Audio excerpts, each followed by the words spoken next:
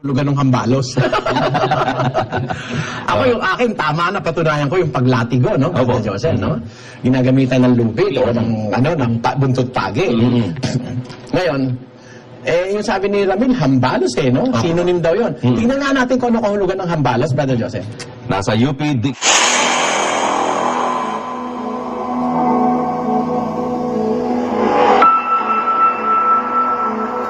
Paano sasawayin? 1.13 ng Tito.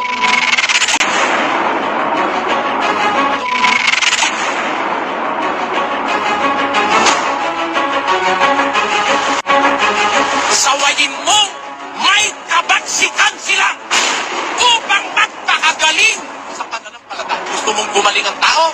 Ang mali, sawayin. In the name of Jesus! Gusto namin kayong malita. Si Jesus Christ, dito nga nakapira sa akin.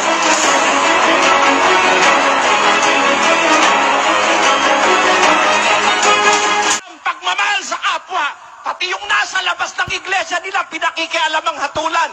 Sa Biblia, ang sabi ni Pablo, sa labas, Diyos ang humahatol! Pag walang kontra sa mali, lahat ng tao maniniwala sa mali.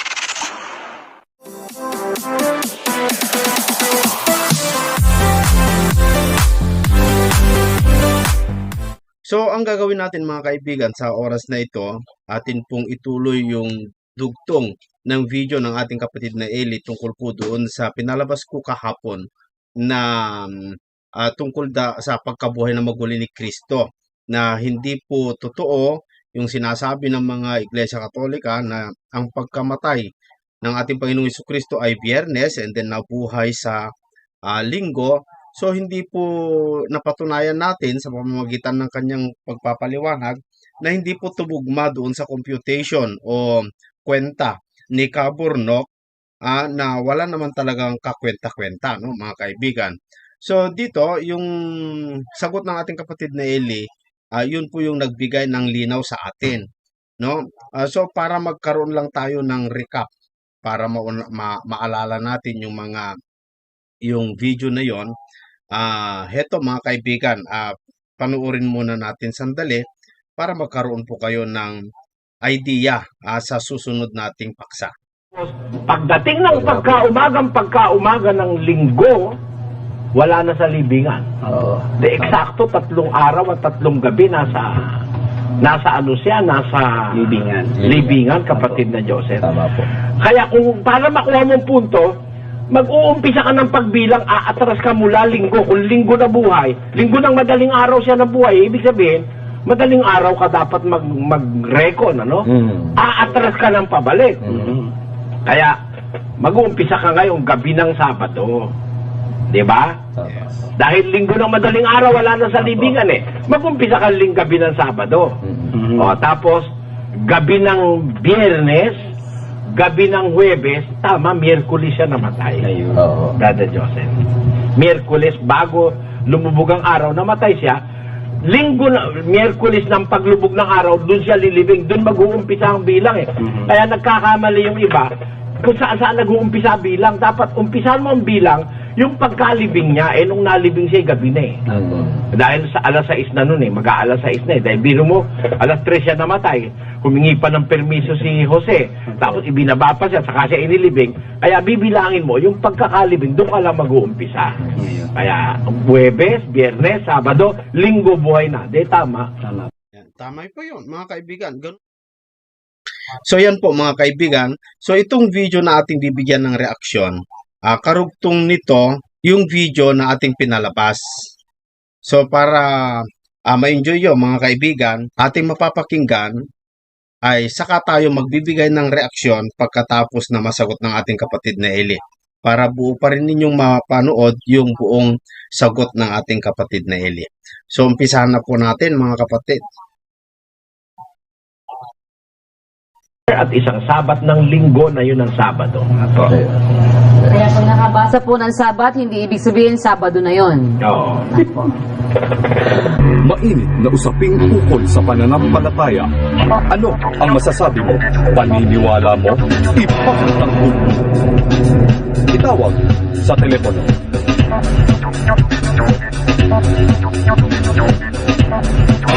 Ayon sa Biblia, dapat bang gunitain ang pagkamatay ng Panginoong Hesukristo? Kasi, di ba yung Easter season is the greatest feast of church calendar. So, kailangan i-remember din natin yung suffering ni Jesus Christ. Ano ito? Sa palagay yung mga kaibigan, ito ba'y madre o Muslim? And we have to also share also the suffering of Christ in our day-to-day life. Mahalaga sa akin yung pagkabuhay niya.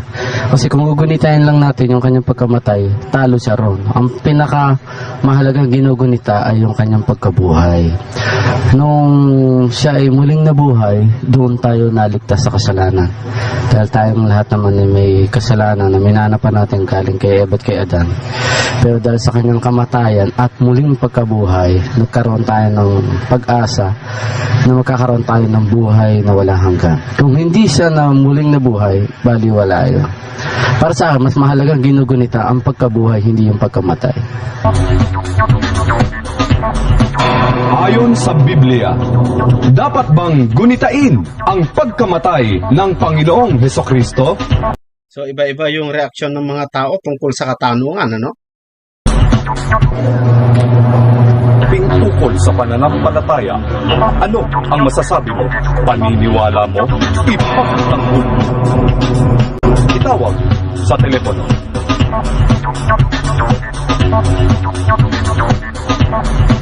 Ayon sa Biblia, dapat bang gunitain ang pagkamatay ng Panginoong Hesukristo?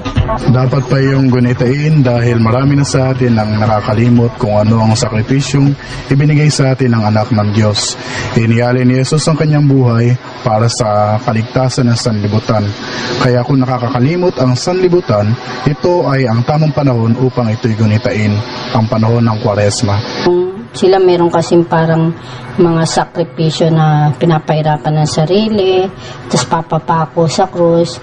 Yun ay tinatanggihan namin kasi ang katalagang reason doon, sapat na ang ginawa ng Panginoon doon sa krus, napatawad na ang kasalanan.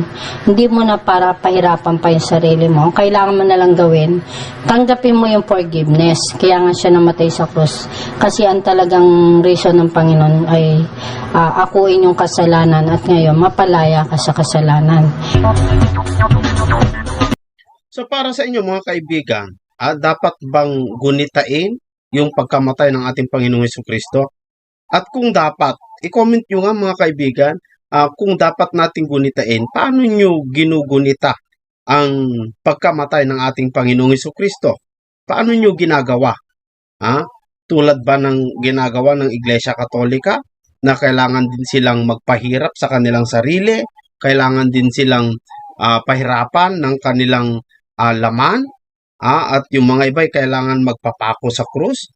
Ganon din po ba ang paggunita po ninyo doon sa pagkamatay ng ating Panginoong Hesukristo? I-comment lamang po ninyo sa baba mga kaibigan. Ayon sa Biblia, dapat bang gunitain ang pagkamatay ng Panginoong Hesukristo? Mainit na usaping ukol sa pananampalataya. Ano ang masasabi mo? Paniniwala mo? Ipagtanggol mo. Itawag sa telepono.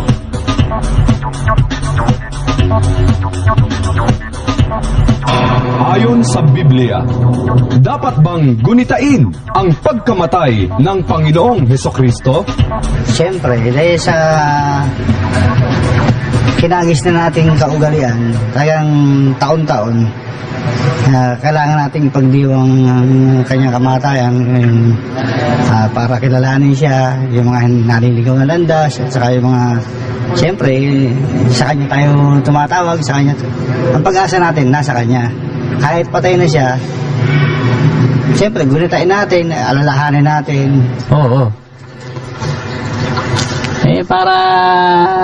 Kasi parang isang aral din yun sa atin eh. Tuloy-tuloy na kailangan magbago ang isang tao. Ganon. At saka para makilala siya ng gusto kung ano yung ginawa niya mga sakripisyo na para sa atin lahat, di ba? Ayon sa Biblia, dapat bang gunitain ang pagkamatay ng Panginoong Hesukristo? Ako, kapatid na Josel, paniwala ko dapat gunitain.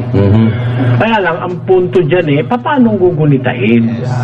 Di ba? Kasi yung iba, pag gunita nila, sinasaktan nila yung kanilang sarili, nagpipinitensya, nagpapasa ng krus mula Bataan hanggang Quiapo, mula Quiapo hanggang Bataan, ganun. Opo. Meron naman nagpapasugat ng kanilang sarili, meron naman nagbabasa ng pasyon, meron naman naglalagay ng sinakulo. There are so many things na ginagawa ang Catholic Church para di umano ay gunitain ng ating Panginoon Kristo yung kanyang kamatayan. Pero ang sabi sa Biblia, dun sa 11:26 ng unang Korinto, mabuti lagay natin sa screen. Pakibasa, Brother Willie. Ito po ang nakasulat, sapagkat sa tuwing kanin ninyo ang tinapay na ito at inuman ninyo ang saro, ay inihahayag ninyo ang pagkamatay ng Panginoon hanggang sa dumating siya. Ang sabi diyan, Brother Josel, pagka iniinuman natin yung saro at kinakain natin yung tinapay na ito, ang sabi ni San Pablo. Therefore, may isang specific na tinapay. Hindi kagaya nung ginagawa ng Iglesia ni Cristo, naggawa sila ng sarili nilang tinapay at kumuha sila ng kani-kanya sariling saro. Di ba? That is very specific, sapagkat tuwing kanin ninyo ang tinapay na ito, very definite yan at inuman ninyo ang saro, ay inihahayag ninyo ang pagkamatay ng Panginoon hanggang sa dumating siya. How is that in English, Brother? For as often as ye eat this bread and drink this cup, ye do shew the Lord's death till He comes.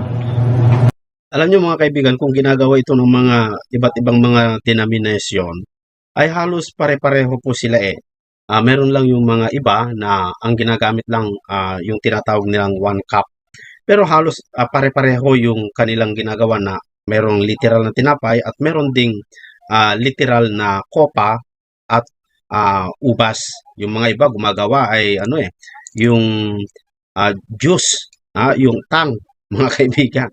So, paano nga natin dapat igunita yung pagkamatay ng ating Panginoong Hesukristo at paano natin gawin yung sinasabi niya na gawin ninyo ito bilang paalaala sa akin? Sa Espanyol, porque todas las veces que comiereis este pan y beberéis esta copa, la muerte del Señor anunciáis hasta que venga. Ayun, sa naman ang nakasulat, kaysa matagkaon ninyo niining tinapay ug matag-inom ninyo niining kopa, ginasangyaw ninyo ang kamatayon sa Ginoo hangtod sa iyang pag-anhi. Kanyo? Talagang dapat na siya gunitain yung kamatayan niya, Brother Joseph, hanggang sa dumating siya. Pero ang itinuturo hindi naman yung sasaktan mo yung katawan mo, papahirapan mo, walang kwenta kasi sa harap ng Diyos yung ginagawa ng Katoliko na yun nakasulat sa Colosas, Brother Willie. Yan po'y nasa 2:23 ng Colosas. Ang mga bagay na iya'y katotohanan mayroong anyo ng karunungan sa pagsambang kusa at sa pagpapakababa at sa pagpapakahirap sa katawan, ngunit walang anumang kabuluhan laban sa ikalalayaw ng laman. Yang may anyo-anyo lang na kunyari sabi, pagsambang kusa, pagpapakababa, pagpapahirap sa katawan. Anyo lang kasi, Brother Joseph, kaya walang kwenta no? Gaya rin naman yung sinasabi sa ikalawang Timoteo, Kapitulo 3 at versikulo 6, ang sabi naman doon. Ito po ang sabi sa 3:5 ng ikalawang Timoteo, na may anyo ng kabanalan, tatapwa tinanggihan ang kapangyarihan nito. Lumayo ka rin naman sa mga ito. Pero mga tao nag-aanyong banal sa pamamagitan ng kanilang mga ginagawa. Dapat walang kwenta yung ginagawa nila Ang sabi, may anyo sila ng kabanalan, having a form of godliness, but denying the power thereof. Ang sabi sa Biblia, teniendo apariencia de piedad, mas habiendo negado la eficacia de ella. di walang kwenta rin sa susunod nga nagabaton sa dagway sa tinuohan apan nagapanghimak kak sa gahom niini likay kining maong mga tawhana. Ayan ang sabi sa Biblia, kapatid na Joseph, no? Yan ang ating sinasabi. Merong mga ginagawa sila na di umano'y pag-alaala kay Kristo, pero it is in vain they are doing these things because these are not part of the commandments on how to remember and commemorate the death of our Lord Jesus Christ. Yun ang ating masasabi dyan. Sige, bigyan natin yung ating mga... Okay. So, siguro, it's about time na we have to end this discussion, Brother Joseph. So maliwanag po yung ating napakinggan mga kaibigan na sinabi ng ating kapatid na Eli na yung ginagawa ng Iglesia Katolika na paggunita sa tinatawag nilang Semana Santa na nagpapapako sila ng krus, yung mga iba ay sinasaktan ang kanilang sarili, sila din ang pumapalo doon sa kanilang sarili. At yung mga iba ay nagpa-fasting at hindi sila kumakain ng karne, kundi ang kinakain lang ay mga isda, gulay, ganun lang. Ganun nila ginugunita ang pagkamatay ng ating Panginoong Jesucristo. Brother Eli? Unang-una gusto kong ipakita sa ating mga kababayan ang paggunita. Hindi lang basta paggunita, kundi pakikiisa doon sa hirap na dinanas ng ating Panginoon Jesucristo. Sinasabi kasi sa Biblia yun na makipagtiis ka kay Kristo Doon sa Filipos 1, versikulo 29, Brother Willie. Ito po nakasulat, sapagkat sa inyo'y ipinagkaloob alang-alang kay Kristo, hindi lamang upang manampalataya sa Kanya, kundi upang magtiis din naman alang-alang sa Kanya. Hindi natatapos sa paggunita, Brother Joseph, kundi dapat you have to suffer with Him. And we have to suffer also for Him. Apo. For unto you it is given in the behalf of Christ, not only to believe on Him, but also to suffer for His sake. Porque a vosotros concedido por Cristo, no solo que creáis en Él, sino también que padezcáis por Él. Yun ang sinasabi ng Biblia. We have to suffer. We do not just have to remember, but we have to suffer, to be with Him in suffering. For example, ay sinasabi diyan yung sa 1 Peter chapter 4, Brother Willie, sa verse 12 and 13. Ito po nakasulat, mga minamahal, huwag kayong mangagtaka tungkol sa mahigpit na pagsubok sa inyo na dumarating sa inyo upang kayo'y subukin.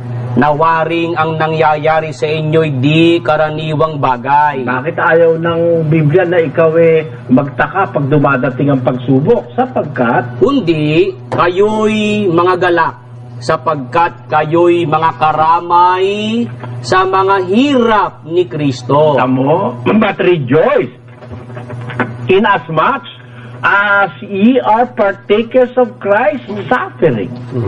Therefore, we can partake in the sufferings of Christ, not only to remember the sufferings of Christ, but to partake in the sufferings of Christ. That is what the Bible says.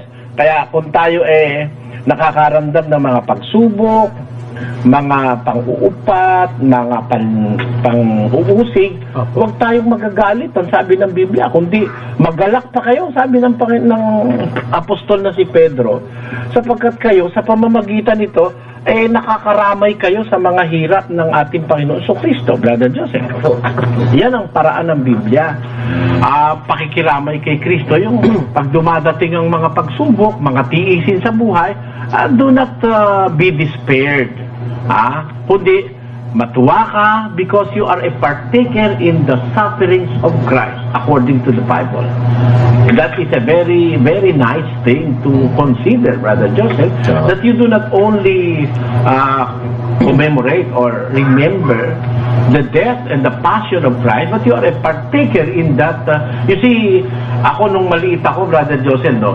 Pagka nanonood kami ng sinakulo, kasi doon kami sa Pasay may sinakulo taon-taon doon sa kuli-kuli. Alam ng matatanda yan dadalhin ako nung nanay ko saka nung auntie ko doon sa... pag nakikita kong hirap na hirap ang Panginoon, naisip ko, sana ka ako kung nabuhay ako nung panahon na yun, tutulungan ko ang Panginoon sa Kristo doon sa daladala niyang mahirap siyang daladala niya. Nung magbasa na ako ng Biblia, nagkaroon ng realidad sa buhay ko yun, Pagkapalaka ko, ako'y nagtitiis, Pag ako'y inaapi, hindi ako gumaganti ng masama sa masama. Pagka mayroong mga dumarating na pag-uusig, paninira, ay hindi ako nananakit ng kapwa, kagaya ng iba, na pumapatay pa ng kapwa. Ako pala'y nakakaramay na noon sa hirap ni Kristo. And I'm very happy about that, na malagay ako doon sa persecuted, doon sa inaapi, doon sa sinisiraan, kesa doon sa ikaw ang maninira, Brother Joseph. Mas maganda yun because you are really a partaker of Christ. At sinabi naman ni Kristo yan doon sa Juan Kapitulo 15. Ang sabi niya, ang alipin ng wika ay hindi dakila kaysa kanyang Panginoon. Kung ako'y pinag-usig, kayo man ay pag-usigin din. 15:20 ba yun, Brother Willie? Opo. Ang nakasulat, alalahanin ninyo ang salitang sa inyo'y aking sinabi. Ang alipin ay hindi dakila kaysa kanyang Panginoon. Kung ako'y kanilang pinag-usig, kayo man ay kanilang pag-uusigin din. Alalahanin ninyo yan, sabi ni Kristo. Lagi mong aalalahanin yan na ang alipin di dakila sa Panginoon. Kung yung Panginoon natin inusig, tayo man pag-uusigin din ng mga naniniwalang si Kristo'y tao. Kasi ang umusig sa kanya, yung naniniwalang tao siya, hindi siya Diyos Kaya nga siya pinapatay, di ba? Kaya pala walang lubay ang pag-uusig nila sa inyo? Kaya naman natutuwa naman ako dahil doon. Araw-araw? Kaya ako lang sila, okay lang yan. Ang sabi, ang ganda mga kaibigan, yung pagpaliwanag ng ating kapatid na Eli tungkol po doon sa kung paano natin igunita ang kamatayan ng ating Panginoong Jesucristo, na yun po pala mga kaibigan ay hindi dapat itigil kung paano natin igunita o alalahanin yung kanyang pagkamatay. Dapat kung ano po yung dahilan bakit siya namatay, isa buhay mga kaibigan. At kung makaranas tayo ng pag-uusig, yun ay dahil nangyari sa ating Panginoong Jesucristo, pakikisama po yun sa kanyang kahirapan. Yun po yung naunawaan ko. If they have persecuted me, they will also persecute you. Yan ang sabi ng ating Panginoon. Okay lang yun, Brother Joseph. Kaya lang, we sometimes cannot help but answer. Hindi tayo pwedeng hindi sasagot kuminsan para dun sa mga nagtatanong naman. Baka naman kung hindi tayo kumibo, maniwala na sila na tayo nga ay ganun. Gaya ng ipinoportray nung walang kakwenta-kwenta programa na walang manonood kung hindi ako ang topic. Tama po kayo. Ngayon, isa pang bagay, ang nagkakamali lang ang tao ng pag-alaala sa kamatayan ng Panginoon dahil inaalaala ito sa paraang kanilang gusto. Gaya ng ginagawa ng Katolisismo, nagpapapako rin sila sa krus, meron din naman na sila nagpapahirap din ng katawan, na yan ay sinasabi ng Biblia, walang kabuluhan. Bakit walang kabuluhan? Kasi yung ginawa ni Kristo, tapos na yung totoo, that's final, and that is enough, Brother Joseph. Sa jest ng Ebreo, hindi na dapat pupunuan mo pa ba yung ginawa ni Kristo?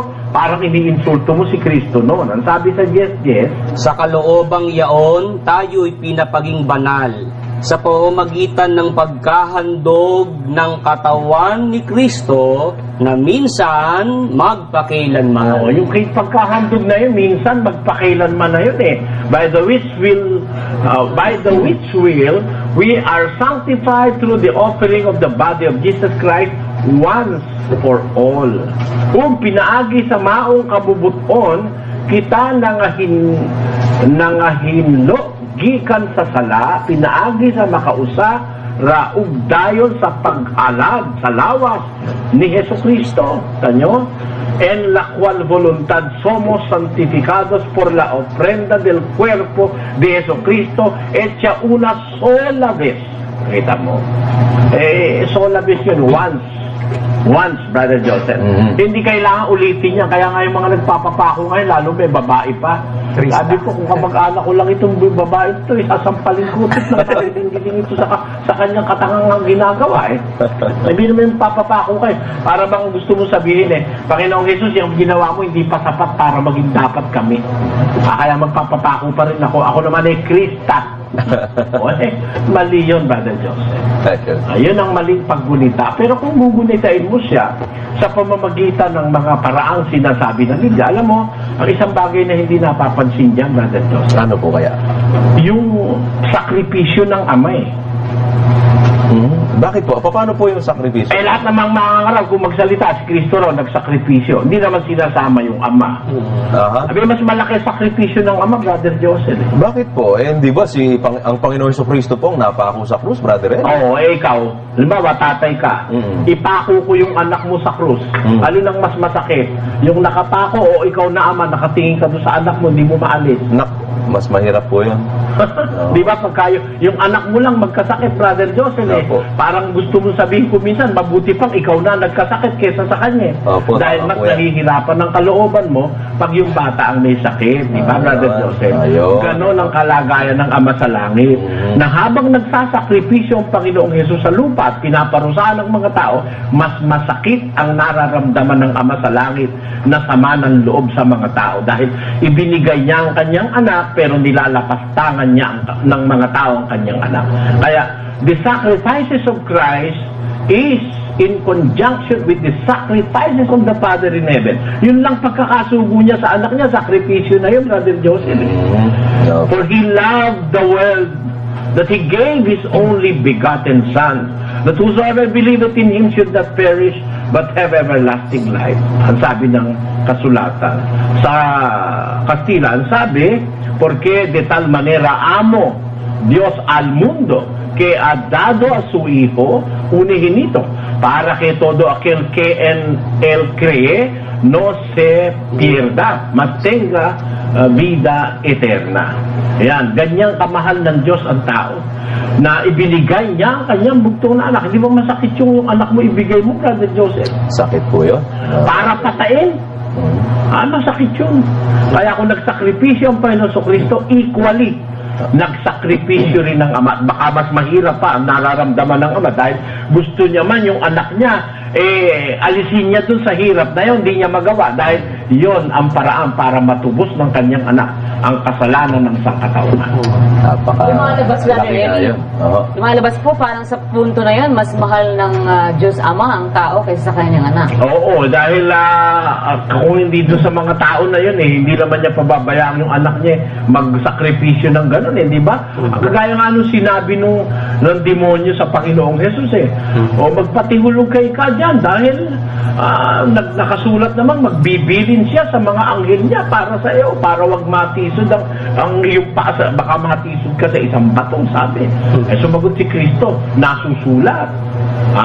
Huwag mong tutuksuhin ang Panginoon mong Diyos. Thou shalt not test the Lord your God. Alam naman ni Kristo ang amay talagang mapagmalasakit, pero hindi naman dapat i-test yun. Dahil nagtitiwala siya sa Diyos at naniniwala siya sa kanyang salita. Kaya alam mo, Brother Joseph, isang bagay na dapat mapansin dyan, nung mga nagsasabing sila'y Kristiyano, na hindi natin dapat na, ang sasabihin lang natin nagsakripisyo si Kristo. Dapat din nating itanyag sa sangkatauhan ang sakripisyo na ginawa ng Ama mula pa nang isugo ang kanyang anak sa lupa at hanggang sa siya ay tampalasanin at ipako siya sa krus at sa kahuli-hulihan painumin pa siya ng apdo bago malagutan ng kanyang hiningay samantalang siya ay nauuhaw. Apdo pa at suka ang ipaiinom. Yun ang pinakamalaking katampalasanan ginawa ng mga tao sa ating Panginoon Kristo. Lahat ng pagpapahirap na yon hanggang sa siya patayin sa krus. Naghihirap si Kristo, pero naghihirap naman ang kalooban ng Ama sa Langit. Yun, kapatid na Diyos. Ayan, so hindi na ituro sa kanila ng mabuti. Kasi ito naman kasi mga pari, mga kaibigan, ay hindi naman kasi talaga nila ipinapaliwanag ng maiki. Kung mo alam nila yung mga bagay na yan, pero hindi nila ipinapaunawa at hindi nila sinasabi. Kaya yung mga miyembro po nila, kung ano-ano na lang po yung mga ginagawa nila, sinusundan o pinapayagan na lang itong mga pari para hindi po sila lalayas doon sa kanilang mga relihiyon para hindi po mawala yung kita doon po sa kanilang simbahan, mga kaibigan. Pero ang katunayan, wala pong sakripisyo na ginagawa itong mga miyembro ng Iglesia Katolika. Kasi kung gumagawa man sila ng sakripisyo gaya ng pagpapapako nila sa krus, ginagawa lamang po yun isang taon, minsan sa isang taon, alalahanin nila ang Panginoong Jesucristo kapag Biyernes Santo o mahal na araw. And then pagkatapos ng mahal na araw, wala, babalik na naman po sa dati, and then saka na lang ulit gugunitain sa susunod na taon. Pero napakalinaw po yung sagot ng ating kapatid na Elena. Ayon sa Biblia, kung yung paggunita sa pagkamatay ng ating Panginoong Jesucristo ay dapat araw-araw. Araw-araw mong alalahanin na may Diyos na nagsakripisyo para sa iyo, may Diyos na ibinigay niya ang kanyang anak para lang sa iyong kaligtasan. Dapat alalahanin mo yun araw-araw sa pamamagitan ng pagtupad mo, pagsunod mo sa kanyang mga alituntunin at kautusan, mga kaibigan. At kung magkaranas ka man ng hirap, panunuligsa o pagsubok, sabihin na lang natin, pagsubok sa buhay, yun ay parte ng pananampalataya mo, parte sa pakikiramay mo doon sa nangyari sa ating Panginoong Jesucristo. Ang ganda ang ganda, mga kaibigan. So ituloy natin kung ano pa yung susunod na topic.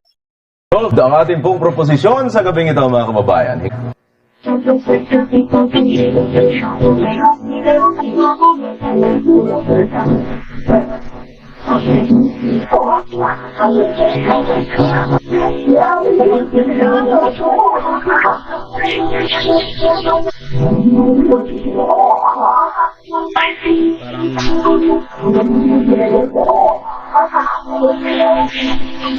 Halos ilang linggo na lamang ang lalalabi at sasapit na ang isa sa pinakamahalagang araw para sa mga kababayan nating Katoliko. Dahil nalalapit na ang pagtatapos ng panahong kung tawagin ng simbahan ay Kwaresma o Lenten season. Sa ika-20 ng Abril ay muling ipagdiriwang ng pananampalatayang ito ang Pasko ng Pagkabuhay o Easter Sunday, na ayon sa kanila'y komemorasyon ng muling pagkabuhay ng ating Panginoong Hesukristo 3 araw matapos ang kanyang pagkamatay sa krus. At sinasabi pa ngang ito daw ang highlight sa lahat ng okasyong ipinagdiriwang ng simbahan. So, sa buong simbahan, yung Easter Sunday o yung Resurrection of the Lord, ito yung pinakamahalagang celebration, no? Siyempre, pinagsasaya ng buong simbahan, ng buong sangkakristyanuhan, yung bang ang anak ng Diyos ay muling nabuhay, no? Ngayon, sa pagkakataon ding ito, ang tao naman na naging dahilan din ng pagkakasakit at kamatayan ng anak ng Diyos na nagkatawang tao, no? Inaasahan din na pagdating ng resurrection, no? Hindi lamang celebration na kasi ang Diyos muling nabuhay, no? Kundi ang dapat ang tao din ay magbagong buhay. Ganito kahalaga ang araw na ito para sa kanila, kaya naman marami pa rin sa ating mga kababayan ang buong pusong gumaganap nito. Well, it's very important kasi since we know Jesus Christ is or rather it's the salvation of mankind, di ba? And if that didn't happen, I mean, we would not have been saved, di ba? Every Friday and Wednesday nagsisimba ganyan dan every week.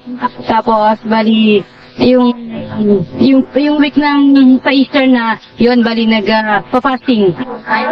Pag Easter Sunday, ang ginagawa namin, sumisimba, and then nagkakasama-sama, family, yung mga anak ko, lahat. Para resurrection ni Jesus Christ, di ba? So, resurrection from the grave na ibig sabihin namatay siya para sa ating kasalanan, namatay siya para sa ating mga pagkukulang. So, kailangan sa kanyang muling pagkabuhay, magkaroon din tayo ng new life, new beginning para sa kanya.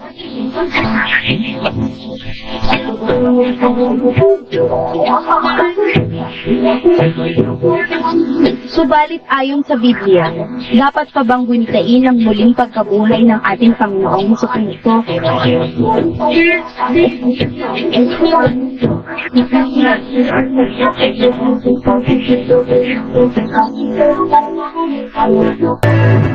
Alam niyo mga kaibigan, may singit ko lang, no? Ang napapansin ko sa mga iglesia katolika, ang kanilang pagsamba ay hindi po mula sa puso. Bakit ko sinasabing hindi po mula sa puso? Kundi ito po ay ayon sa kanilang tradisyon at ayon sa ritual na ginagawa nila. So, ang ibig kong sabihin, ritual lamang po kung sumamba sila. Hindi po galing sa puso, hindi po ayon sa kanilang sarili, kundi meron silang sinusunod na pamphlet o sinusunod na programa para magawa nila yung sinasabi nilang pagsamba sa Diyos. May ritual na ginagawa at hindi mula sa puso. Alam nyo, delikado po yung ganun. Kasi ang mga Israelita nung araw, kung basahin po ninyo yung Hebreo chapter 4, verse 1 hanggang 12, mga kaibigan, yung mga Israelita nung araw, sumasamba sila sa Diyos, pero ginagawa nila yon na walang pananampalataya. At dahil doon, hindi sila nakapasok doon po sa kapahingaan ng Diyos, mga kaibigan. Na parang ganun din ang ginagawa ng mga Katoliko na kung sumamba sila sa Diyos, meron silang ginagawang ritual na tradisyon na ito'y hindi galing mismo sa puso ng mga gumagawa nun, kundi ginagawa lamang po yun dahil sa utos o pamphlet na galing doon po sa kanilang itaas, mga kaibigan. Nakakaano po ito, no? So ituloy natin. Nakita po natin ang ating special report at yan ay may kaugnayan po sa ating proposisyon sa ating running debate sa gabing ito. Ayon sa Biblia, dapat pa ba ang gunitain ang pagkabuhay na maguli ng ating Panginoong Jesucristo? At kung dapat naman, ay paano naman dapat natin ito, kapatid na Willie, di ba? Yung paraan, dapat dapat naman talaga, brother Willie. Dapat gunitain talaga. Di ba? Yun lang kaarawan ng kamatayan ng Lasenggo ginugunita taon-taon, nakahanda pa no? Yung pa namang kamatayan na simbolo ng pagtubos ng ating Panginoon, yung pa ba naman ang hindi natin gunitain? Napakarami nating ginugunita sa buhay, Brother Danny. Opo. Yung kaarawan mo, pagka ikaw may asawa na, kaarawan ng misis mo, obligasyon mong maalala. Dahil pag hindi mo naalala yun, magdaramdam sa'yo. Ay, opo. Kasabihin, hindi mo na siya mahal. Lahat ng mga tao kasi, mga kaibigan, talaga kung ano-anong iginugunitan na kanilang taon-taon, birthday. Meron pa yung pauso ngayon na umuuso. Yung bata kapag naipanganak, every month. Mamaya, every week na yan, mga kaibigan, ginugunita. Yan ay ginagawa ng tao na pinakamahalaga sa kanilang sarili. Pero alam nyo mga kaibigan, dapat lang talaga na igunita natin yung pagkamatay ng Panginoong Jesucristo. Kaarawan ng anak mo, minsan nga pati kaarawan ng biyenan mo ang ibig ko sabihin, marami tayong inaalaala sa buhay. Kaya ako naniniwala dapat alalahanin ng kamatayan ng ating Panginoon Jesucristo. At yung pagkabuhay. Muling yung muling pagkabuhay. Muling pagkabuhay. Opo. Kailangan nating gunitain yun, yung muling pagkabuhay ng Panginoon. Kaya lang, paano ba yun dapat gunitain? Kagaya ba ng ginagawa ng Katoliko na pinahihirapan yung sarili at merong iba-ibang mga ritual silang ginaganap sa in commemoration. At yung Easter nga pala, yung pagkabuhay na maguli, meron silang pagdiriwang dyan. Di ba? Meron pa tinatawag na Easter egg na yung Easter egg symbol of fertility raw. Yung hindi nila ginawa nung Huwebes at Biyernes Santo, Brother Willie, na hindi naliligo, hindi tumatalo, hindi nag-iinom, hindi nagkakainan. Pagka nabuhay na maguli, katakot-takot na talunan, inuman, at saka katakot-takot na pagsasaya yan. Is that the proper way of ganun kasi nila ginugunita commemorating the resurrection of our Lord Jesus Christ? Ayan ang ating iiwan muna sa ating mga tagapakinig. Mainit na usaping ukol sa pananampalataya. Ano ang masasabi mo? Paniniwala mo? Ipagtanggol mo. Itawag sa telepono.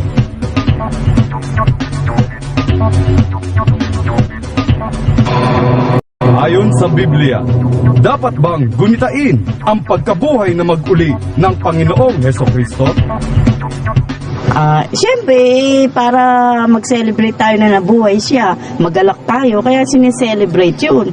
Kung yun nang matay siya, sineselebrate din. Hindi sa maligayang paraan na yung parang mahal na araw, ganun. Pero yung pagkabuhay, talagang sineselebrate yun dahil parang Pasko natin uli yun. Sa akin, hindi na dapat yun.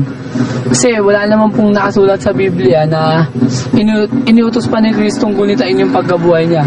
Saka wala pong mababasa sa Biblia na yung mga apostol po gumunita pa nung pagkabuhay na maguli niya. Pero kung meron, dapat po. Kaya lang wala kaya hindi na dapat. Kinalulungkot ko. Ayon sa Biblia, dapat bang gunitain ang pagkabuhay na mag-uli ng Panginoong Hesukristo? Nadadani Eli, kinalulungkot ko yung sinabi ng bata. Wala raw sa Biblia dapat gunitain yung pagkabuhay. Yun ang hirap Alam mo, I am very particular about that. Yung mga salitang nasa Biblia, wala sa Biblia. Kasi pagka sinabi mo wala sa Biblia, meron, mali, di ba? Kagaya sabi ni Ramil, wala raw exaltation sa Biblia. Binasa sa Book of Mormons. Pinalilito, kinopya ko sa Book of Mormons. Meron sa Biblia. Nagpapakita lang siya ng katangahan niya, si Ramil. Ngayon, sabi ng bata, wala raw sa Biblia gunitain yung pagkabuhay na mag-uli ng Panginoon sa Kristo. Nasa Biblia yun. Si San Pablo nga, isa sa mga apostol na hindi naman nakakita kay Kristo personal, nang siya'y bago mamatay at miski yung pagkabuhay niya. Pero afterwards, binabalita niya pa sa mga kapatid yung pagkabuhay na mag-uli ni Kristo. Ibig sabihin, ginugunita niya, no? Nandun yan sa unang Korinto 15, verse kapatid na Willie. Ganito po ang ating mababasa dito po sa 15 ng unang Korinto. Ang talata po ay 14 at 17. At kung si Kristo'y hindi muling binuhay, ay walang kabuluhan nga ang aming pangangaral. Wala rin namang kabuluhan ang inyong pananampalataya. Tuloy. Sabi naman po rito sa 17, at kung si Kristo ay hindi muling binuhay, ang inyong pananampalataya ay walang kabuluhan. Kayo'y nasa inyong mga kasalanan pa. Tapos sinabi pa niya dyan pa rin sa 15, na siya'y namatay at muling binuhay ayon sa mga kasulatan. Yan po'y nasa 15 naman po, Brother Eli, sa 3, patuloy. Sapagkat ibinigay ko sa inyo una sa lahat ang akin namang tinanggap, na si Kristo ay namatay dahil sa ating mga kasalanan ayon sa mga kasulatan. At siya'y inilibing at siya'y muling binuhay ng ikatlong araw ayon sa mga kasulatan. Ayan, si San Pablo talagang nananalig na yan mga memorable events in the history of Christianity that Jesus Christ died for our sins.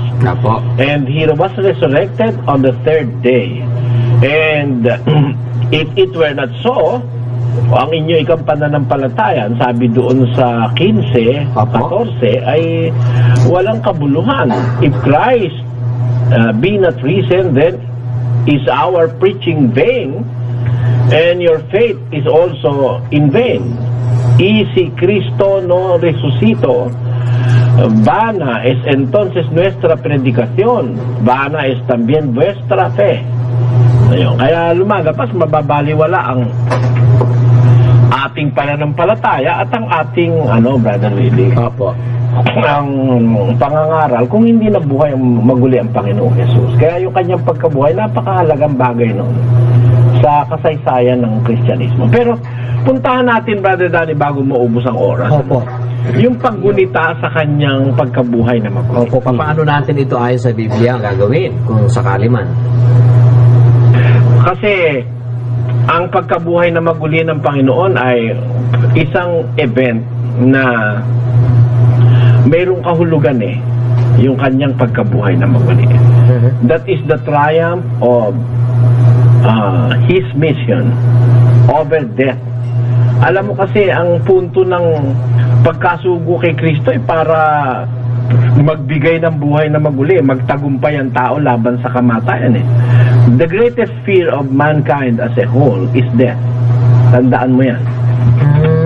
Ang pinakamalaking katatakutan sa tao ay ang kamatayan. Sabi nga ni Solomon, mapait yung kamatayan sa 7:26 ng Ecclesiastes. Ito po ang... Kaya yan brother, really, malaking takot ng tao yan. Pero, si Kristo isinugo dahil dyan, sa takot ng tao na yan. Sabi dun sa 3:16 ng Juan, sapagkat gayon na lamang ang pagsinta ng Diyos sa sanlibutan na ibinigay ang kanyang bugtong na anak upang ang sino mang sa kanya'y sumampalataya ay huwag mamatay, kundi magkaroon ng buhay na walang hanggan. Ang sabi no, for God so loved the world that He gave His only begotten Son, that whosoever believeth in Him should not perish but have everlasting life. Porque de tal manera amo Dios al mundo que ha dado a su Hijo unigénito, para que todo aquel que en Él cree no se pierda, para wag mamatay, mas tenga vida eterna, kundi magkaroon ng buhay na walang hanggan. Kaya maliwanag na ang mission ni Kristo ay para eradicate ang kamatayan, Brother Danny. Kaya nung siya mabuhay na maguli, nagtagumpay siya laban sa kamatayan. Pakinggan nyo sa unang Korinto 15:54. Ito po ang sinasabi sa 15 ng unang Korinto, talatang 54. Tatapwat, pagka itong may kasiraan ay mabihisan ng walang kasiraan, at itong may kamatayan ay mabihisan ng walang kamatayan. Kung magkagayon ay mangyayari ang wikang nasusulat, nilamon ng pagtatagumpay ang kamatayan. Ayun, sabi, so when this corruptible shall have put on incorruption, and this mortal shall have put on immortality, then shall be brought to pass the saying that is written, death is swallowed up in victory. Y cuando esto corruptible fuera vestido de incorrupción, y esto mortal fuera vestido de inmortalidad, entonces se efectuará la palabra que está escrita, sorbida es la muerte con victoria. Ayan. Maliwanag na ang sabi, nilamon ng pagtatagumpay ang kamatayan. Death is swallowed up in victory. And that is real victory when death will be no more and death will not be experienced anymore by those who believe and followed our Lord Jesus Christ. What does that mean? Kaya mahalaga yung pagkakataon na ang ating Panginoong Jesus, Brother Willie, Brother Danny, ay nabuhay maguli. Kaya lang, how do we commemorate that? Paano natin gugunitain ang pagkabuhay na maguli ng ating Panginoong Kristo? Yan ba nangangahulugan ng lasingan kagaya ng ginagawa sa Katoliko? Maliligo, tapos kakain, merong Easter egg, at pagkatapos kumain ng Easter egg, yung mag-asawa kanya-kanya ng banatan doon. Ganun ba yun? Is that the proper way to commemorate the resurrection? Saan kaya kinuha nila yon? Yung ganong paggunita? Yung mga pare, ginagawa kaya yon, mga kaibigan? Yung ganong istilong paggunita? Kasi kung saan naman natutunan ng mga tao yon,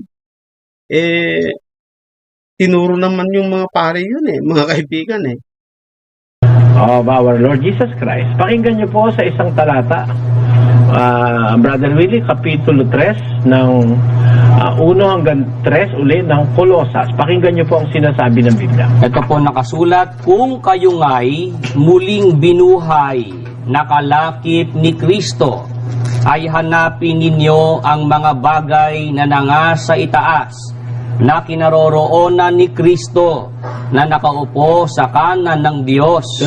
Ilagak ninyo ang inyong pag-iisip sa mga bagay na nangasa itaas, huwag sa mga bagay na nangasa ibabaw ng lupa. Ayun, di ba magaliwanag yan? Opo. Kung kayo ikay muling binuhay, nakalakip ni Kristo, ay hanapin ninyong mga bagay na nangasa itaas, na kinaroroonan ni Kristo na nakaupo sa kanan ng Diyos. Opo. Sa dos, ilagak ninyo ang inyong pag-iisip sa mga bagay na nangasa itaas at huwag sa mga bagay na nangasa ibabaw ng lupa. Tingnan mo, ang commemoration pala doon sa muling pagkabuhay na yun.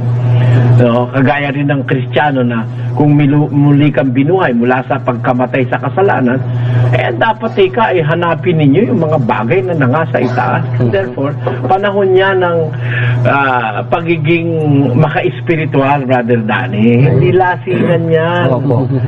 Panahon niya ng pagiging makalangit na ang isipin mo, ang iyong gawain ay ipunto mo sa mga bagay na nasa itaas at huwag sa ibabaw ng lupa. Ayun.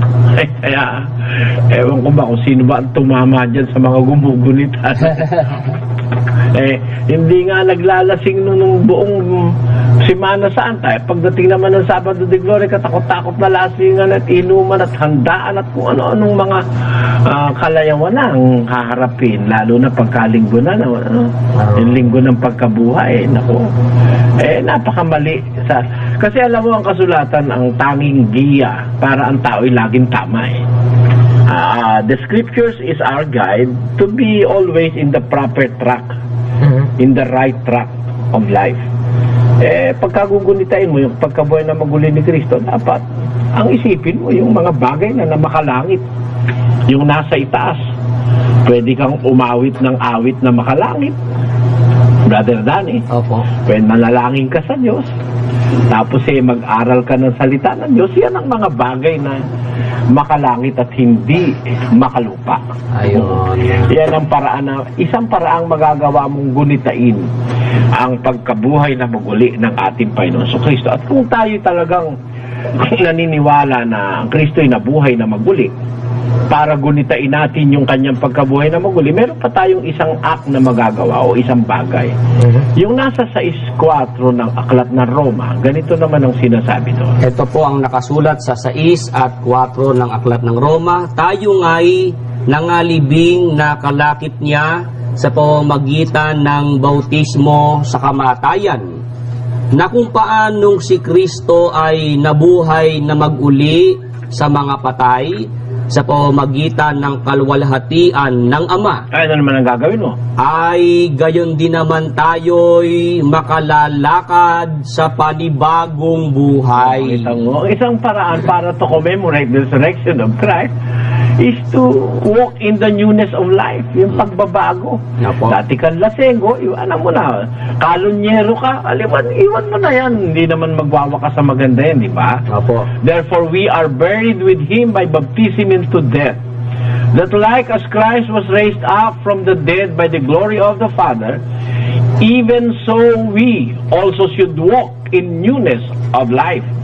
Porque somos sepultados juntamente con Él a muerte por el bautismo, para que como Cristo resucitó de los muertos por la gloria del Padre, así también nosotros andemos en novedad de vida.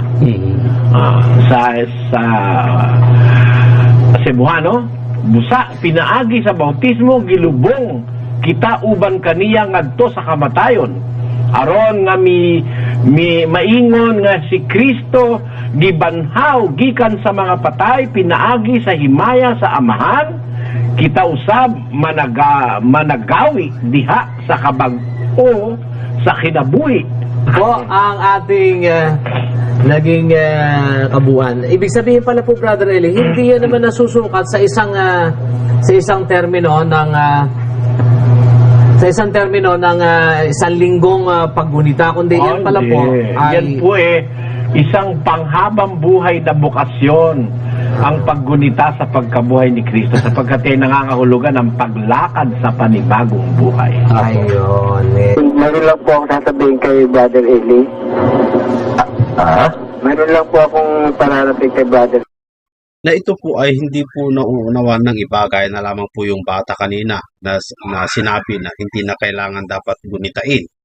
Yun kasi ang alam ng tao yung paggunita, doon salita lang na ang kanilang paggunita sa pagkamatay ng Panginoong Jesucristo, yung gagawa sila ng isang kasiyahan. Kapag nabuhay na maguli si Kristo, una, kapag siya'y namatay sa Biyernes Santo, walang masamang magaganap. Walang kantahan, walang pasyalan, lahat ng mga Katoliko ay nakaklose na ang kanilang mga paninda. Day off nga, yung araw na yan mga kaibigan Minsan, miski ayaw mo na ano ka nadadamay ka doon sa kanilang pagkunita kung minsan mga kaibigan.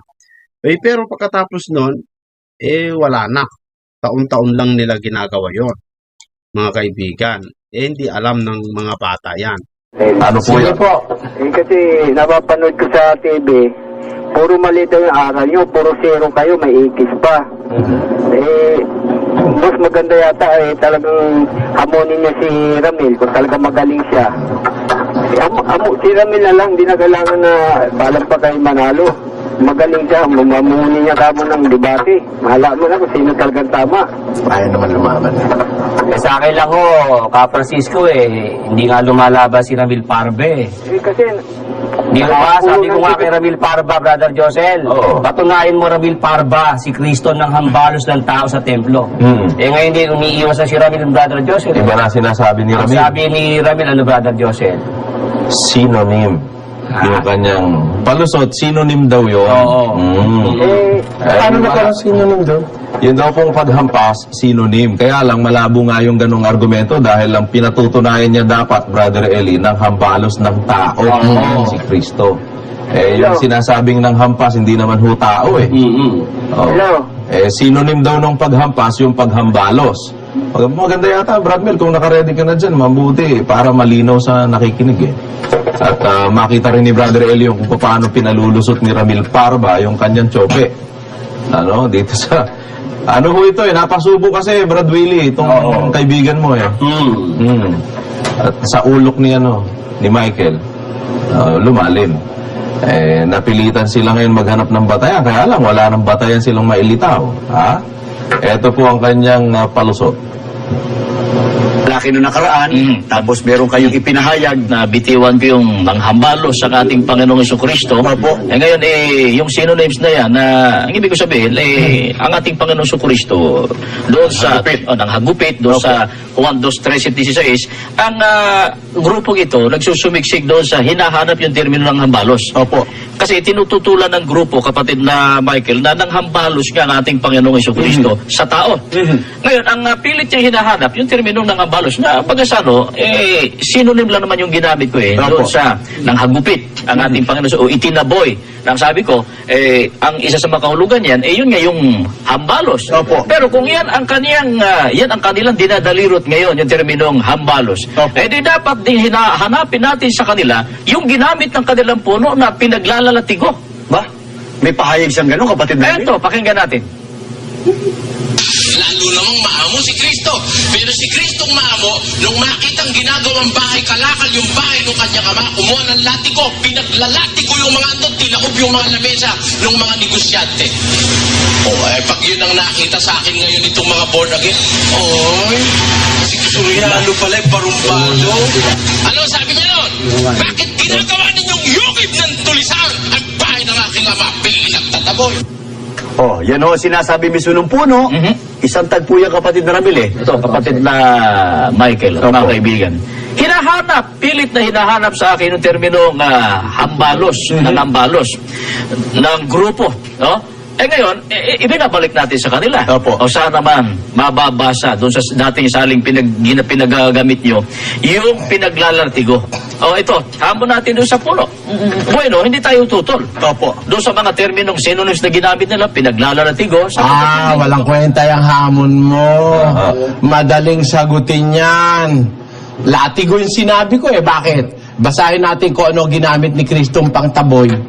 Pero wala akong sinabing tao ang pinanggano, ang pinaglalatigo, ha. Sabi ko nga, maamo si Kristo di ba, Brother Josel? Tingnan natin, basahin natin. Ito po ang sabi po sa aklat ng Juan, sa 2 at ang talata po ay 14 hanggang 15. At nasumpungan niya sa templo, yaong nangagbibili ng mga baka at mga tupa at mga kalapati at ang mga mamamalit ng salapi na nangakaupo. At ginawa niyang isang panghampas ang mga lubid. Di ba? Kung sino naman sasabihin mo ano bang ibig sabihin ng paglalatigo? Di ba yun ang ginagamitan yung parang lubid na di ba? Ganon. Wala dyan yung hambalos. Yung tinututulan ni Brother Willie sa'yo, yung nanghambalos ng tao. Tao. Patugtugin nga natin, Brother Joseph, yung sinabi mismo ni Rabil. Malinaw niya, nabitawan ko nasa raw. Tingnan natin siya, Brother Joseph. Paano niya sinabi yan?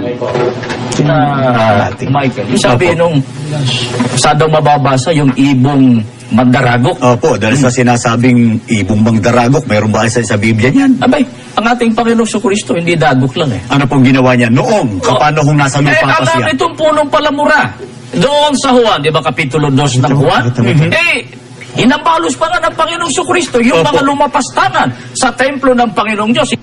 Ikaw, pinalilitaw mo, hinambalos tao Kaya hinahanap natin yung nang hambalos ba si Kristo ng tao. Wala niyan. Ngayon sinabi ko, ikaw latigo ano ba kahulugan ng paglalatigo? Hindi ba yun tignan muna natin yung latigo. The very word latigo, Brother Joseph. Sige, pakikuha natin sa Pakita natin sa screen yung salitang latigo. Tingnan natin para maintindihan ito. Marunong ka na sino, sasabihin mo, nagsisinonym ka. Eto, sinonym ito Yung sa'yo, hindi sinonym Iba kasi yung hambalos kaysa sa ano. Alam mo, pinanghahambalos, Brother Willie? Ang pinanghahambalos, karaniwan, hindi yung lubid Yung lubid, maaari mong ipanglatigo yun. Pero hindi pang lubid ang panghambalos. Tingnan natin yung salitang latigo sa diksyonaryo, kapatid na Joseph. Sige pakihanap lang po Pakilagay. Kita natin. Pwede na ba? Okay na? Sige, ini-scan lang po, Brother Eli. Ito. Latigo. Yan. Anumang panghagupit gaya ng lubid. Kita mo, buntot page at iba pa. At tinan mo, meron agad akong ebidensya. Ikaw, wala Tama. Lubid yung ginawa ni Kristo Katunayan, basahin natin sa Kastila. Yung 2:15 ng Juan. Ayan, ang sabi sa 2:15 ng Juan y hecho un azote de cuerdas. Ayan, echolos a todos del templo, y las ovejas y los bueyes, y derramó los dineros de los cambiadores, y trastornó las mesas. Kita mo? Balik natin yung salitang, hindi ba yan cuerdas, mga lubid, O anong ginagawa, ano ba kahulugan ng latigo? Basahin natin, Brother Joseph. Balik natin ulit yung latigo. UP Diksyonaryo Pilipino, latigo, anumang panghagupit gaya ng lubid. Yan, buntot page at iba pa. Kita mo na, ano sasabihin mo? Yan ang hirap. Nagdi-display kayo ng katangahan nyo. Makatuto lang kayo. Pero wala akong sinabi na nilatigo niya yung mga tao. Ang sinabi ko, naglatigo siya, tapos ibinaliktad niya yung mga lamesa. Di ba? Doon sa pinatugtog nila na yun, wala akong sinabing nilatigo tao, Brother Joseph. Siya, sinasabi niya, Brother Willie, hinambalos ang mga tao. Dahil gusto niyang i-justify, Brother Joseph, yung pandadagok ng puno niya. Si Kristo hindi lang nandagok, nanlatigo pa Wala siyang mababasa si Kristo ng hambalos. Wala siyang mababasa si Kristo na ng dagok at saka ng hambalos. Wala siyang mababasa nun. Kahit saan mo basahin na si Kristo ng dagok. Siya, ang paratang niya si Kristo, hindi ang Panginoon ikang Kristo, hindi lang ika ng hambalos Hindi lang ng dagok ng hambalos pa sabi niya. Para ipagtanggol niya yung pangdadagok ni Manalo. Di Saka ba? Brother Joseph, napas mo kay Ramil Parba. Doon sa bukod ng kanyang salita. Medyo siya hindi kagaya nung unang bitaw niya ng salita, Brother Joseph. Kung maipi-play uli, na nabitawan ko yung gano'n, nabanggit ko. I-play mo uli, Brother Joseph. Unintentional, nabitawan. Pero doon sa una, talagang buong-buo sa Nagigil eh. sabi niya, Brother Joseph. Pakita natin yung una niyang sinabi. Sige, Brother Joseph. Yung una. Yung unang-una. Muna, yung nang hampas. Michael, yung sabi nung Maganda yung ganito talaga, no, mga kaibigan, para makita yung kung sino talaga yung nagsasabi ng totoo. sa daw mababasa yung ibong magdaragok. Opo, dahil sa sinasabing ibong magdaragok, meron ba sa Biblia niyan? Abay, ang ating Panginoong Kristo hindi dagok lang eh. Ano pong ginawa niya noong? Kapano kung nasa lupa pa siya? Ang itong punong palamura. Doon sa Juan, di ba, Kapitulo 2 ng Juan? Inambalos pa nga ng Panginoong Kristo yung mga lumapastangan sa templo ng Panginoong Diyos. Hindi. Brother Josel, tiwala si Ramil sa sinasabi niya na yan. Di ba, Brother Josel? Kasi nauna gigil di ba? Tiwala siya na si Kristo, hindi lang ng dagok, ng hambalos ng tao sa templo. At saka masama yung implikasyon nandagok si Kristo Kasi, i-justify niya kasi yung sinabi ni Manalo, gusto kong pandagukan kayo, sabi niya. Maipagtanggol mo lang yung puno mo kahit na si Kristo dispresyoin mo, masama naman yun. Napastangan masyado. Tapos ngayon, pupuntusan mo ko. Sabi ko, nanlatigo. Bakit? Ikaw pala hindi marunong na synonym Sabi-sabi ka ng synonym. Nakaw, Ramil, wala, basang-basa na papel mo sa bansang Pilipinas. At yung papel mo, malapit na magkayuray-luray dahil basang-basa na. Wala ka ng kakarakarangalan dyan sa ginagawa mong pang-aatake sa amin. Hindi naman Brother Joseph yung kanyang pangalawang pahayag na napitawan daw niya yung ganong salita. Hindi niya naman mabawi na talagang nanghambalos ng tao yung kanyang sinabi, no? Sige. Ito, i-emphasize natin. Pakinggan po nyo. Laki nung nakaraan, tapos meron kayong ipinahayag na bitiwan ko yung Brother Joseph. Brother Joseph. Nabitiwan. Para bang slip of the tongue. Pero hindi, may sitas Hindi pwede maging slip of the tongue yan. Hindi kagaya nung kaina sasabi ko na pinatay nung kanyang nakakatandang kapatid. Slip of the tongue yun. Pero ikaw may sitas Kaya hindi slip of the tongue yan. Kagaya nung ginagawa ni Paul, na yung pag ako raw ang naging presidente, yung pinagpuputol-putol nila, no? Hindi po pwede sabihin hindi intentional dahil meron siyang komento Ang tatapang ika ng apog nitong magkakabarkada to. Di ba? Ganun sabi niya. Kaya talagang yung mga ministro ni Manalo, walang katiwa-tiwala niya kahit isa Si Manalo nga, walang tiwala sa kanila, di ba? So much for that. Dito sa ating show, gusto ko munang basahin yung aklat dyan sa UP kung ano kahulugan ng hambalos. Ako yung akin, tama na patunayan ko yung paglatigo, no? Brother Joseph, no? Ginagamitan ng lupit o ng buntot pagi. Ngayon, yung sabi ni Ramil, hambalos no? Synonym daw yun. Tingnan nga natin kung ano kahulugan ng hambalos, Brother Joseph. Nasa UP Dictionarium Filipino, courtesy of Attorney Rosal. Hambalos, pagpalo, karaniwang gumagamit ng kaputol na kahoy o bakal. Ayan, ang hambalos, solid ang ginagamit, kapatid. Yan ang ginawa nila dun sa 5 estudyante ng PUP.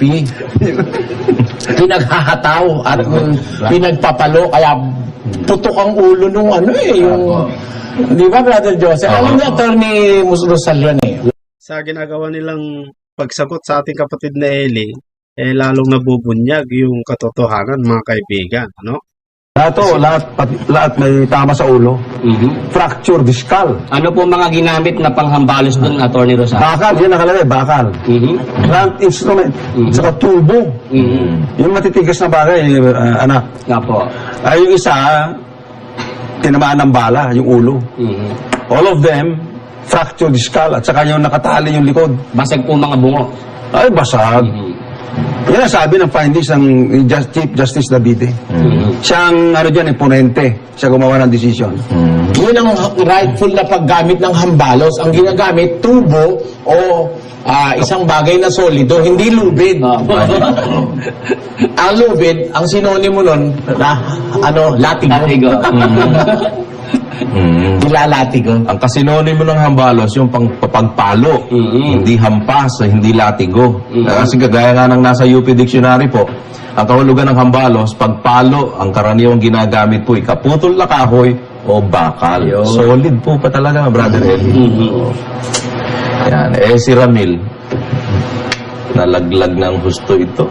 Alam mo, Ramil, sabi sa'yo, tingnan mo rin sa pinagmamalaki mong Biblyang malaki na kamo, hindi pa namin nakikita eh. Baka doon makakita ka, di ba? Kaya lang wala talagang batayan yan. Brother Joseph, nung hinahambalos yung mga estudyante, nagmamakaawa. Ganun, no? Nagmamakaawa sila. Begging for mercy. Begging for mercy. Hindi na makatagal yung kaanib nila na for 30 minutes. Umalis na lang siya. Talaga dinig niya yung ungol. Yung mga pumatay, attorney, 5 diakono ba yun? Opo, nakalagay doon sa decision. Pero yata tayo sa computer nun, attorney. Volume 339, Iskra. Yan, bumili kayo mga kababayan. Talagang author niya, si Supreme Court. Nakalagay, decision yan. Hindi katulad ng comics. Ayan, maliwanag, oh. Deacons ng INC. At saka isang dyan, Brad Joseph, very glaring. Kaanib nila yung star witness. Na pinagtangkaang ititiwalag. Hindi naman tiniwalag. Hindi natiwalag kasi nabulgar na eh. Di ba? Nabasa ko po, attorney, nung irigalo nyo sa akin yung libro. Inabot ako ng alas 5, kahahanga. At least may author naman, Brother Eli. Hindi ka tulad ng comics nila. Opo. Yun talagang galing sa Supreme Court of the Republic of the Philippines yun. Na talagang ang record nila, nung mga diakono nila, talagang mamamatay tao, Brother Joseph. Biro mo, mga diakono pa yun. Tapos, may kasama pang ministro na yung doon sa gabi na yun ang pangyayari, di ba, no? Opo. Na kaya lang he was not indicted, hindi nadamay. At saka pinatay ho yung ilaw eh. Pinatay yung ilaw doon sa kapilya sa punta. Sa kabutihan pala, yung 2 ilaw ng poste ng Meralco ang nag-illuminate doon sa pangyayari. Alam niyo, attorney, pumunta ako dyan eh. Mismo doon sa harap nung kapilya sa Punta Santa Ana. Kinunan ko pa nga ng retrato yung nandun sa loob na na tawag dito, yung parang historical marker. Opo. Pumunta ako doon. Talagang meron ng poste doon sa harap doon. Nakalagay. Kitang-kita ko yun. At saka yung galing yata sila sa Panata eh. Nakalagay doon, hindi ba, Pradeli? Inaalibay nila na hindi daw sila pwedeng pumatay doon dahil galing daw sila sa Panata. Alibay, pero sabi ni Chief Justice Davide, kung 200 yung namamanata, hindi ba imposible bang makawala itong 5 ito nang hindi na napapansin? Umalis itong 5 ito na hindi napapansin, sabi. Kaya brutal naman masyado talaga yung pagkakapatay doon sa mga estudyante ng PUP. At maintindihan mo, Attorney Rosal, ang pinagmulan ng away, basketball lang. Basketball. Pagtatalo lang sa basketball. Ganon sila kalupit na sa kapwa. At saka nakapiring ho sila ng black handkerchief eh. Yung mga tao yun, yung mga murderer. Kamukha nung yung si Doji, ganon. Yan na lamang po mga kapatid, alam naman po natin yung mga bagay na dapat natin gagawin tungkol po sa pananampalataya. So, yung mga nanonood, laging nakasubaybay dito sa ating programa, mga kaibigan, ay inaanyayahan ko po kayo na mag-subscribe po sa ating munting channel bilang suporta po ninyo sa ating programa, mga kaibigan.